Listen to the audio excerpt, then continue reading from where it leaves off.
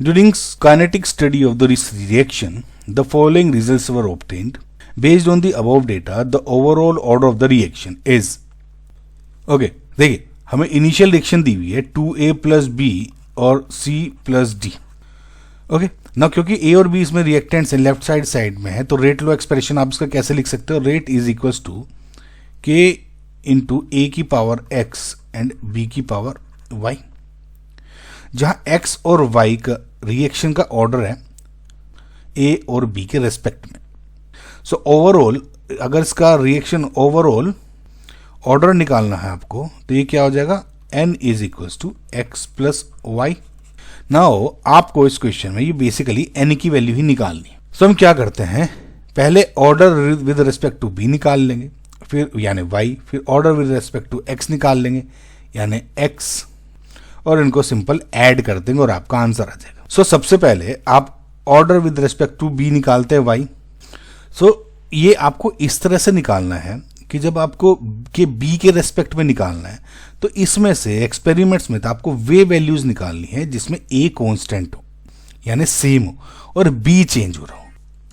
And similarly जब आप A का विद रेस्पेक्ट में ऑर्डर निकालेंगे, तो आपको वे वैल्यू सेलेक्ट करनी है जिसमें A की कंसंट्रेशन चेंज हो रही है और B की कांस्टेंट.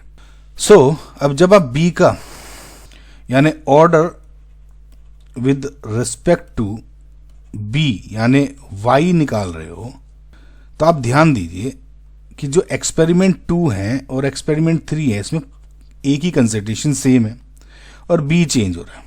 सही, बस आपको यही करना. अगर मैं ऐसे लिखूं कि rate of third reaction is equals to K into A की पावर X यानी 3 एंड B की पावर X 3, ये जैसे ऐसी करिए कि ये थर्ड रिएक्शन वाला डिवाइडेड बाई क्या हो जाएगा? डिवाइड कर दो, सिंपल डिवाइड कर देता हूँ ना. 2 equals to K into A की पावर, कांस्टेंट लेने का यही मतलब हो कि B के फॉर्म में आपका आंसर आ जाएगा सिंपल. ये Y है. अब वैल्यूज रखते हैं तो ये क्या हो जाएगा? 2.88 into 10 power minus 1 divided by 7.20 into 10 power minus 2. ये आ जाएगा. K से कैंसिल आउट. A की पावर X एंड A की पावर X मैं लिख नहीं रहा हूं, लेकिन 0.3 है ना. ये क्या हो जाएगा? 0.3, ये हो जाएगा 0.3, तो कैंसिल आउट हो जाएगा. समझ में आ गया ना? 0.3 मैंने ऊपर ही कैंसिल कर दिया. नीचे B की लिख लेते हैं बस, यानी 0.4 की पावर Y डिवाइड बाई 0.2 की पावर Y. सो अब इसको पूरे को करोगे तो ये क्या हो जाएगा? 4 इज इक्वल्स टू 0.4 अपॉन 0.2 की पावर Y यानी 2 2 जा 4. सो Y इज इक्वल्स टू 2 की पावर Y यानी 4 इक्वल्स टू 2 की पावर Y, यानी 4 को क्या लिख सकते हो? 2 स्क्वायर. तो Y की वैल्यू आ गई 2. सो इसका मतलब क्या है? B के रेस्पेक्ट में जो रिएक्शन का ऑर्डर है इज सेकंड यानी 2. अब सेम एक्सरसाइज आपको A के रेस्पेक्ट में निकालनी है, यानी order of reaction with respect to A यानी X.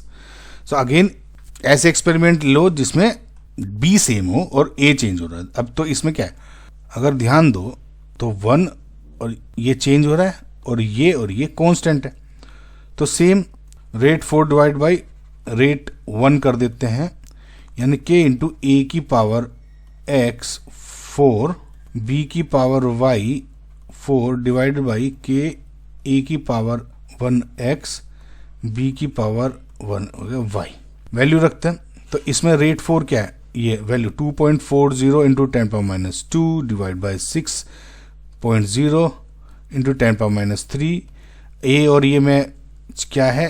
0.4 की पावर X डिवाइडेड बाई 0.1 की पावर X इंटू ये 0.1 और 0.1 है B की पावर Y. तो ये कैंसिल आउट, मैंने यहाँ लिख दिया ऐसे. सो अब इसको जब आप कैलकुलेट करते हो, देखो इसे पूरे को ओवरऑल को करोगे तो ये 4 आ जाएगा, है ना अगेन. तो 4 इज इक्वल्स टू 4 की पावर X, तो X इक्वल्स टू हो गया 1, तो इसके रेस्पेक्ट में हो गया 1. ठीक है. Now overall order of reaction X plus Y, इसका X क्या है? 1, Y क्या आया था? 2 यानी 3, इसका मतलब 3 will be your final answer.